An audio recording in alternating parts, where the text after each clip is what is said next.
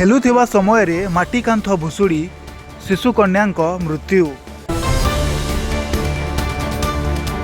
ସମ୍ବଲପୁର ଜିଲ୍ଲା ମହୁଲପାଲି ଥାନା ଅନ୍ତର୍ଗତ ଜୋରାବଗାରେ ଅଘଟଣ। ଦୁଇ ଶିଶୁ ଘର ବାହାରେ ଖେଲୁଥିବା ସମୟରେ ମାଟି କାନ୍ଥ ଭୁଶୁଡ଼ି ଜଣେ ଶିଶୁ କନ୍ୟା ରଲି ବାଘଙ୍କ ମୃତ୍ୟୁ ଘଟିଛି। ସୂଚନା ଅନୁସାରେ ଆଜି ସକାଳ 10:30 ସମୟରେ ପ୍ରଭାକର ବାଘଙ୍କ ଶିଶୁ କନ୍ୟା ରଲି ବାଘ ପଡ଼ୋଶୀ ଘରର ଶିଶୁଙ୍କ ସହ ଖେଲୁଥିଲେ। ପଡ଼ୋଶୀ ଘରର ମାଟି କାନ୍ଥ ଭୁଶୁଡ଼ି ଶିଶୁ କନ୍ୟା ଉପରେ ପଡ଼ିଯିବାରୁ ଚାପି ହୋଇଯାଇଥିଲା। ଅନ୍ୟ ଜଣେ ନାବାଳକ ବର୍ତ୍ତି ଯାଇଥିବା ବେଳେ ଶିଶୁ କନ୍ୟାକୁ ଗୁରୁତର ଅବସ୍ଥାରେ ଉଦ୍ଧାର କରି କୁଚିଣ୍ଡା ଡାକ୍ତରଖାନାକୁ ଆଣିଥିଲେ। ଡାକ୍ତର ଶିଶୁ କନ୍ୟାଙ୍କୁ ଦେଖି ମୃତ ଘୋଷଣା କରିଥିଲେ। ଏନେଇ ମହୁଲପାଲି ପୁଲିସ ଘଟଣାସ୍ଥଳରେ ପହଞ୍ଚି ତଦନ୍ତ ଜାରି ରଖିବା ସହ ଏକ ମାମଲା ରୁଜୁ କରିଥିବା ଜଣାପଡ଼ିଛି। ଶିଶୁଙ୍କ ମୃତ୍ୟୁ ଖବର ପାଇ ଅଞ୍ଚଳରେ ଶୋକର ଛାୟା ଖେଳିଯାଇଛି। सरस्वती जोरा भगा मोर छुआ खादी खेलिंगे जाइला हेले गुटे अगरी आगर के डाकी आले चल गए बोले मोर छुआ के मैं कहली नहीं जा बेटे घरे खेलबू कहली बोले चल को कहले बोले कहीं गला छुआ कहली घर की गायली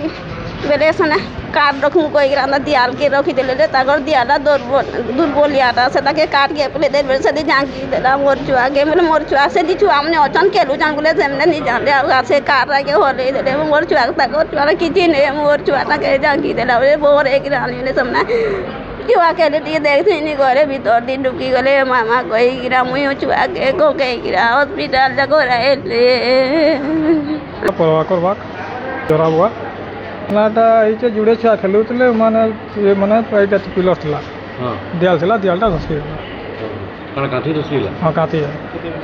केते बेले एटा 9:30 बजे बेले केना करलो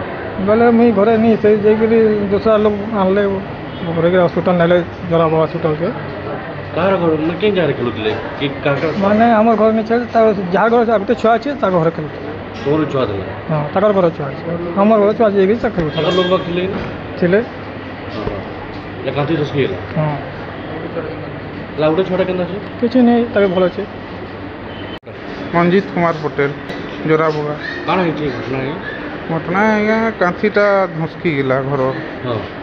हेल्ले मोर बाबू आ ननी छुआ खेलुले ननी देह झाँकी देला हाँ पुरना काथी मोर दादा बड़ू मनकर घर सेटा केनी थे थिले मो स्त्री आ ननीर तार माँ काम करते सेने बाबू आ ननी खेलुले अच्छा काठी जाके डेथ कर